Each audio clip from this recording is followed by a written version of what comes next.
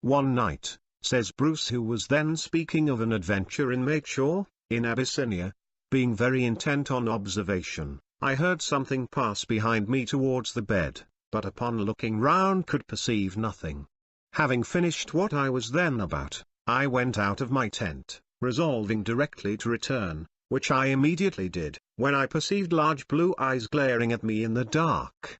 I called upon my servant with a light, and there was a hyena standing nigh the head of the bed, with 2 or 3 large bundles of candles in his mouth. To have fired at him would have endangered my quadrant and other furniture, and he seemed, by keeping the candles steadily in his mouth at the time, to wish for no other prey.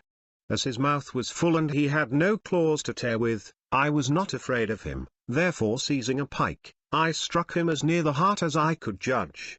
It was not till then that he showed any signs of fierceness, but upon feeling his wound, he dropped the candles and endeavored to run up the shaft of the spear to arrive at me. In self-defense therefore, I was obliged to draw out a pistol from my girdle, and nearly at the same time my servant cleft his skull with a battle-axe. The hyena is a formidable and destructive enemy to the inhabitants of Abbara, who in that part of Abyssinia live entirely in tents pitched in different parts of the country, their ancient patrimony or conquest. Here they plough and sow, and dig wells, and have plenty of water. The ground produces large crops and all is prosperity as long as peace is preserved. But insolence and presumption follow ease and riches. When quarrels happen between neighboring clans, the first acts of hostility, or of one obtaining a decisive advantage over the other, is burning a crop when it is matured for harvesting. When this happens, inevitable ruin follows. Unprovided with any store, having no stock in hand, their houses are burned, their wells filled up, the men are thinned by warfare, while thousands of helpless are left perfectly destitute of every necessary. The spot, once a scene of plenty and happiness, in a few days is reduced to an absolute desert. Most of the miserable survivors die before they reach the next well, and having no subsistence by the way they wander among the acacia trees to gather gum. There, every day, they lose strength and at last droop, destitute of every hope. The hyena follows in their track, into whose merciless jaws they fall. These animals, finding very little difference or difficulty between slaying the living and devouring the dead, trace the miserable remains of these multitudes, till every individual of them is extirpated. Thence it is that I remarked, as I travelled through the desert, the whole country was strewed with bones of the dead, horrible monuments of the victories of this savage animal, and of man more savage and cruel than he. Bruce says it is from the ease with which the hyena overcomes these half-starved and unarmed people, that arises the calm, steady confidence in which he surpasses the rest of his kind.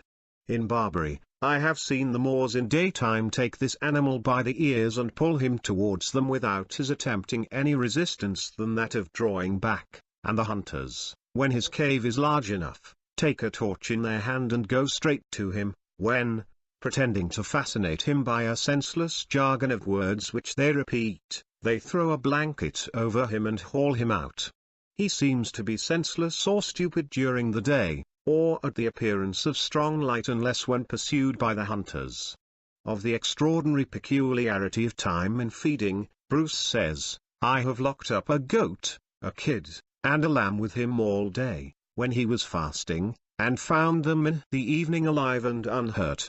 Repeating the experiment one night, he ate up a young ass, a goat and a fox all before morning, so as to leave nothing but some fragments of the ass's bones. In Barbary then, he has no courage by day, he flies from man and hides himself from him. But in Abyssinia or Abbara, accustomed to man's flesh, he walks boldly in the daytime, like a horse or a mule. He attacks man wherever he finds him, whether armed or unarmed, always attaching himself to the mule or ass in preference to the rider.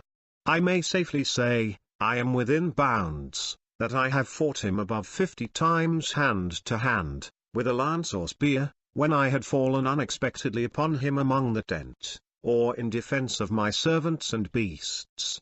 Abroad and at a distance the gun prevented his near approach, but in the night, evening or morning, we were constantly in close engagements with him.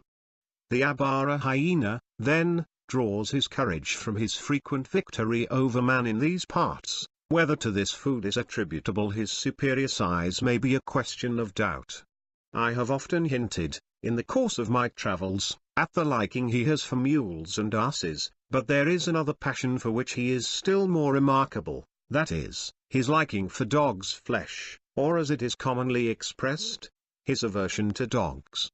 No dog, however fierce, will touch him in the field. My greyhounds, accustomed to fatten on the wild boar, would not venture to engage with him. On the contrary, every journey I made, some fell sacrifice to him, and once or twice, robbed me of my whole stock. He would seek and seize them in the servants' tent, where they were tied, and even endeavor to carry them off before the very people that were guarding them. This animosity, though it has always escaped modern naturalists, was known to the ancients in the East. What agreement is there between the hyena and the dog?